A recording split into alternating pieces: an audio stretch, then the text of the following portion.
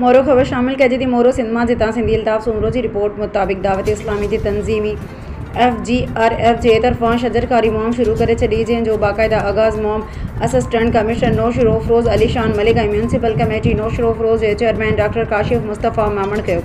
उन मौक़े ते दावत इस्लामी जमात जे डिस्ट्रिक्ट निगरान जवाद रज़ा अतारी, FGRF डिस्ट्रिक्ट ज़िम्मेदार यामीन रज़ा अतारी ऐं ॿियनि ज़िम्मेदारान भरपूर नमूने सां शिरकत कई। असिस्टेंट कमिश्नर नौशरो अफरोज़ अली शान मलिक मीडिया सां ॻाल्हाईंदे चयो त दावत इस्लामी हिन दौर अंदर तमाम सुठे नमूने सां पंहिंजूं ख़िदमतूं सर अंजाम पई ॾिए। म्यूनसिपल कमेटी जे चेयरमैन डॉक्टर काशिफ मुस्तफ़ा मेमण शिजरकारी जे कम खे साराहियो ऐं चयो त गर्मी असांजे मुल्क में वधी वई आहे, जंहिं करे वणनि जी सख़्त ज़रूरत महसूस थी रही आहे। वण वध खां वधि पोखणु घुरिजनि। बाद में दावत इस्लामी नौशरो अफरोज़ जे मरकज़ फैज़ान मदीना जी विज़िट कई वई ऐं आख़िर में मेहमाननि खे दीनी किताब गिफ्ट किया विया।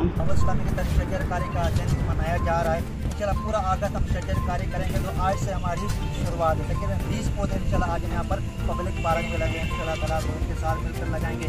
अच्छा, क्योंकि पौधों की सख्त ज़रूरत है, गर्मी हम सबके सामने से जाते हैं। इंशाल्लाह दावत इस्लामी ये सिलसिला शुरू किया शजरकारी के हवाले से। वजह इंशाल्लाह हमारे डॉक्टर साहब को शजरकारी के हवाले से विचार फरमाएंगे।